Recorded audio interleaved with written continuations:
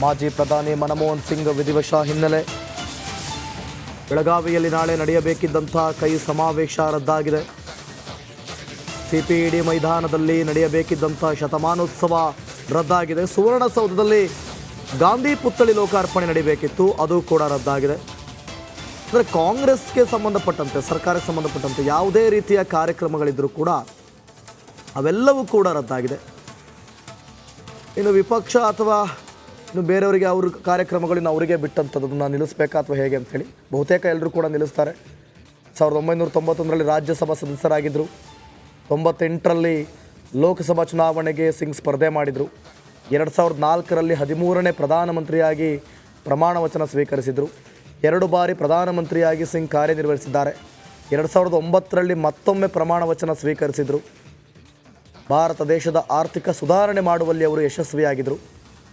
1932 September 26ರಲ್ಲಿ ಅವರು ಜನಿಸಿದ್ದು. ಚಿಕ್ಕ ವಯಸ್ಸಿನಲ್ಲೇ ತಾಯಿ ಕಣ್ಮರೆಯಾಗಿದ್ದರು. ತಂದೆ ಮತ್ತು ಅಜ್ಜಿ ಜೊತೆ ಬೆಳೆದಂಥ ಮನಮೋಹನ್ ಸಿಂಗ್ ಅವರು ತೆಗೆದುಕೊಂಡಂಥ ಶಿಕ್ಷಣ ಮಾತ್ರ ಅಪಾರ. ಪಂಜಾಬ್ ಯೂನಿವರ್ಸಿಟಿಯಲ್ಲೂ ಕೂಡ ಆರ್ಥಿಕ ಉಪನ್ಯಾಸಕರಾಗಿದ್ದರು. ರಾಜ್ಯಸಭೆಯಲ್ಲಿ ವಿರೋಧ ಪಕ್ಷದ ನಾಯಕ ಕೂಡ ಆಗಿದ್ದರು. 1991ರಲ್ಲಿ ಅಸ್ಸಾಂ ರಾಜ್ಯದ ಶಾಸಕಾಂಗದಿಂದ ಸಂಸತ್ತಿನ ಮೇಲ್ಮನೆಯಾದಂಥ ರಾಜ್ಯಸಭೆಗೆ ಮೊದಲ ಬಾರಿಗೆ ಅವರು ಆಯ್ಕೆ ಆದರು.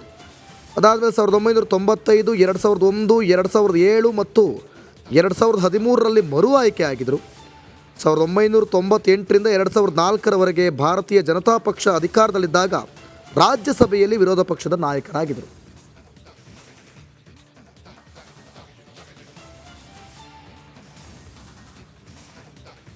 ನೋಡಿ, ಹಣಕಾಸು ಸಚಿವರಾಗೂ ಕೂಡ ಕೆಲಸ ಮಾಡಿದ್ದಾರೆ. 1991ರಲ್ಲಿ ಭಾರತದ ವಿತ್ತೀಯ ಕೊರತೆಯು ಒಟ್ಟು ದೇಶೀಯ ಉತ್ಪನ್ನ ಶೇಕಡ 8.5ರಷ್ಟಿತ್ತು. ಪಾವತಿಗಳ ಸಮತೋಲನವೂ ಕೂಡ ದೊಡ್ಡ ಮಟ್ಟದಲ್ಲಿತ್ತು. ಚಾಲ್ತಿ ಖಾತೆ ಕೊರತೆಯೂ ಕೂಡ GDPಯ ಶೇಕಡ 3.5ರಷ್ಟಿತ್ತು. ಸೊ ಈ ಸಂದರ್ಭದಲ್ಲಿ ಎಲ್ಲವನ್ನೂ ಕೂಡ ಬ್ಯಾಲೆನ್ಸ್ ಮಾಡಿದ್ದು ಮನಮೋಹನ್ ಸಿಂಗ್. ಸ್ಪಷ್ಟವಾಗಿ ಭಾರತ ಆರ್ಥಿಕ ಬಿಕ್ಕಟ್ಟನ್ನು ಎದುರಿಸ್ತಾ ಇತ್ತು. ಈ ಹಂತದಲ್ಲಿ ಭಾರತ ಸರ್ಕಾರ ಅಂತಾರಾಷ್ಟ್ರೀಯ ಹಣಕಾಸು ನಿಧಿಯಿಂದ ಹಣವನ್ನೂ ಕೂಡ ಕೋರಿತು.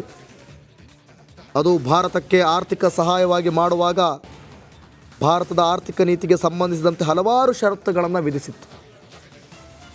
ಆರ್ಥಿಕ ನೀತಿ, ದೇಶದ ಆರ್ಥಿಕ ಬಿಕ್ಕಟ್ಟು, ಇದನ್ನು ಯಾವ ರೀತಿಯಾಗಿ ಸಮತೋಲನಕ್ಕೆ ತರಬೇಕು ಅನ್ನುವಂಥ ಚಾಕಚಕ್ಯತೆ ಮನಮೋಹನ್ ಸಿಂಗ್ ಇತ್ತು. ಸೊ ಅದಕ್ಕೆ ಅವ್ರನ್ನ ಆರ್ಥಿಕ ತಜ್ಞರು ಅಂತಲೇ ಹೇಳಿ ಕರಿತಾ ಇದ್ದಿದ್ದು. ಮತ್ತು ಭಾರತವು ಅಭೂತಪೂರ್ವವಾದಂಥ ಅಂದರೆ ಸಿಕ್ಕಾಬಟ್ಟೆ ಆರ್ಥಿಕ ಬಿಕ್ಕಟ್ಟನ್ನು ಫೇಸ್ ಮಾಡ್ತಾ ಇದೆ ಅಂಥೇಳಿ ಸಿಂಗ್ ಪ್ರಧಾನಿ ಆದಂಥ ಸಂದರ್ಭದಲ್ಲಿ ಪಕ್ಷಕ್ಕೆ, ಪಕ್ಷದ ನಾಯಕರು ಎಲ್ರಿಗೂ ಕೂಡ ವಿವರಿಸಿದರು. ಅದಾಗಿಯೂ ಕೂಡ ಪಕ್ಷದ ಕಾರ್ಯಕರ್ತರು ನಿಯಂತ್ರಣಗಳನ್ನು ಅದೇನು ಅವರು ಕಂಟ್ರೋಲ್ ತರ್ತಿದ್ರಲ್ಲ ಅದನ್ನ ಸಡಿಲಗೊಳಿಸೋದಕ್ಕೂ ಕೂಡ ವಿರೋಧಿಸಿದರು.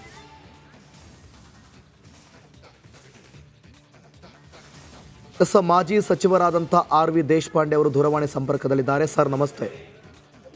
ನಮಸ್ಕಾರ ಸರ್, ಆರ್ಥಿಕ ತಜ್ಞ ಇನ್ನಿಲ್ಲ ಸರ್, ನಿಮ್ಮ ಫಸ್ಟ್ ರಿಯಾಕ್ಷನ್? ಈ ರಾಷ್ಟ್ರದ ಸರ್ವಶ್ರೇಷ್ಠ ಆರ್ಥಿಕ ತಂಡ ಇವತ್ತು ನಮಗೆ ಬಿಟ್ಟು ಹೋಗಿದ್ದಾರೆ. ಅವರ ಜೀವನ ಸರಳ ಜೀವನ, ಸಾಮಾನ್ಯ ವ್ಯಕ್ತಿಯಾಗಿ ಜೀವನ, ರಾಷ್ಟ್ರದ ಹಣಕಾಸು ಸಚಿವರಾಗಿ, ಅದರ ನಂತರ ಪ್ರಧಾನಮಂತ್ರಿಯಾಗಿ ಏನು ದೇಶದ ಆರ್ಥಿಕ ದೃಷ್ಟಿಯಲ್ಲಿ ಪ್ರಗತಿ ಮಾಡಿದ್ರು, ಅದು ಇತಿಹಾಸದ ಪುಟದಲ್ಲಿ ಸುವರ್ಣ ಅಕ್ಷರದಿಂದ ಬರಬೇಕಾಗಿದೆ. ಇಂಥ ಕೆಲಸ ಯಾವೊಂದು ಹಣಕಾಸು ಮಂತ್ರಿಗೂ ಮಾಡಲಿಕ್ಕಾಗಿಲ್ಲ. ಯಾರು ಅವರು ಟಿಕೆಟ್ ಟಿಪ್ಪಣಿ ಮಾಡ್ತಿದ್ರು ಅವ್ರ ಅಧಿಕಾರ ಇದ್ದಾಗ, ಆ ಜನ ಆದ ನಂತರ ಅವ್ರು ಎದ್ದು ಸರಿ ಅಂತ ಹೇಳಿ ಅವ್ರು ಪ್ರಶಂಸೆ ಮಾಡಲಿಕ್ಕೂ ಪ್ರಾರಂಭ ಮಾಡಿದರು. ಸರಳ ಸಜ್ಜನ ವ್ಯಕ್ತಿ. ಈ ವ್ಯಕ್ತಿಯ ನಿಧನದಿಂದ ರಾಷ್ಟ್ರಕ್ಕೆ ಬಹಳ ದೊಡ್ಡ ಹಾನಿ ಆಗಿದೆ.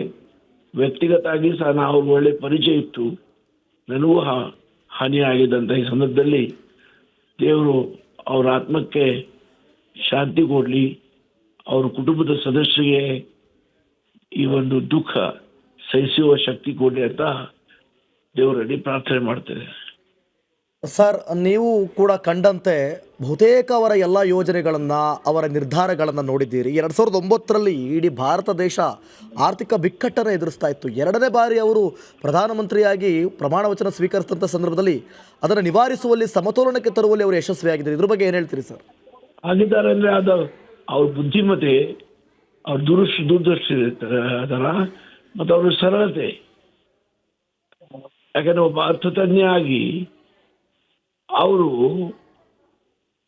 ಇಡೀ ಜಗತ್ತಲ್ಲಿ ಒಳ್ಳೆ ಹೆಸರು ಪಡ್ಕೊಂಡಿದ್ರು. ಹಲವಾರು ರಾಷ್ಟ್ರಗಳ ಆರ್ಥಿಕ ಪರಿಸ್ಥಿತಿ ಬಹಳ ಕೆಟ್ಟಾಗಿತ್ತು. ಹಾಗಾಗಿ ಭಾರತ ದೇಶದ್ದು ಆಗಿತ್ತು. ಆದರೆ ತಾವೇ ಹೇಳಿದ ಹಾಗೆ ಅವರು ಈ ಹಣಕಾಸಿನ ಜವಾಬು ತಗೊಂಡ ನಂತರ, ಪ್ರಧಾನಮಂತ್ರಿಯಾಗಿ ಜವಾಬು ತಗೊಂಡ ನಂತರ ಈ ಸಮಸ್ಯೆಗೆ ಪರಿಹಾರ ಕಂಡು ಹಿಡಿದು ಭಾರತ ರಾಷ್ಟ್ರಕ್ಕೆ ಒಂದು ಆರ್ಥಿಕವಾಗಿ ಆರೋಗ್ಯಕರ ರಾಷ್ಟ್ರ ಆಗಿ ಮಾಡಿದರು. ಸರ್, ನೀವು ಕಂಡಂತೆ ಅವ್ರು ಕೊಟ್ಟಂಥ ದೇಶಕ್ಕೆ ಕೊಡುಗೆ ನಿಮಗೆ ಯಾವ್ದು ಇಷ್ಟ ಅನಿಸುತ್ತೆ ಸರ್? ಅಂದರೆ ಈ ದೇಶಕ್ಕೆ ತುಂಬ ಅದು ಅನುಕೂಲ ಆಗಿದೆ ಅನ್ನುವಂಥದ್ದು ನಿಮಗೆ ಯಾವುದಿದೆ ಸರ್ ಆ ಥರದ್ದು? ನೋಡಿ, ಒಂದನೇದು ಇಡೀ ವಿಶ್ವಕ್ಕೆ ತೋರಿಸ್ಕೊಟ್ರು. ಅವರ ಬಡ ಬ್ಯಾಕ್ಗ್ರೌಂಡ್ ಬರ್ತಾರೆ, ಬಡ ಬ್ಯಾಕ್ಗ್ರೌಂಡ್ ಬರ್ತಾರೆ, ಯಾವ ಜಾತಿ ರಾಜಕಾರಣ ಮಾಡಿಲ್ಲ. ಅವರು ತಮ್ಮ ಬುದ್ಧಿಮತ್ತೆ ಮೇಲೆ, ತನ್ನ ಪ್ರಯತ್ನ ಮೇಲೆ, ಎಲ್ಲರ ವಿಶ್ವಾಸ ಮೇಲೆ ಪ್ರಧಾನಮಂತ್ರಿ ಆದರು. ಪ್ರಧಾನಮಂತ್ರಿ ಆದಾಗ ಸಹ ಅದೇ ಸಿಂಪ್ಲಿಸಿಟಿ. ಹಾಗಾಗಿ ಅವರ ಇನ್ನು ಒಂದು ಪ್ರಧಾನಮಂತ್ರಿ ಸ್ಥಾನಕ್ಕೆ ಅವರೇನು ಮುಟ್ಟಿದ್ರು, ಅವರೆಲ್ಲ ಯೋಗ್ಯತೆ ಮೇಲೆ ಮುಟ್ಟಿದ್ರು. ಜಾತಿ ಮೇಲೆ, ಧರ್ಮ ಮೇಲೆ, ಯಾರ ವಶದ ಮೇಲೆ ಈ ಸ್ಥಾನಕ್ಕೆ ಅವ್ರು ಹೋಗಿಲ್ಲ. ಇದು ನಾವು ಮೆಚ್ಚಬೇಕಾಗಿದೆ. ಕೇವಲ ಬೊಟ್ ಮೇಲೆ ಎಣಿಸೋ ರಾಜಕಾರಣಿ ಇರ್ಬೋದು, ಯಾರು ತನ್ನ ಬುದ್ಧಿಮತ್ತೆ ಮೇಲೆ, ತಮ್ಮ ಸ್ಟೇಚರ್ ಮೇಲೆ, ತಮ್ಮ ಕೆಲಸದ ಮೇಲೆ ಅಧಿಕಾರದ ಚುಕ್ಕಾಣಿ ಹಿಡಿದಿದ್ದಾರೆ. Okay, thank you R V Deshpande ಅವರೇ, ರಿಪಬ್ಲಿಕ್ ಕನ್ನಡ ಜೊತೆ ಮಾತನಾಡೋದಕ್ಕಾಗಿ. ದೆಹಲಿಯತ್ತ ಸುರಕ್ಷತೆಯ ಭದ್ರತೆಯ ವಿಚಾರವಾಗಿ ಏಮ್ಸ್ ಆಸ್ಪತ್ರೆ ಬಳಿ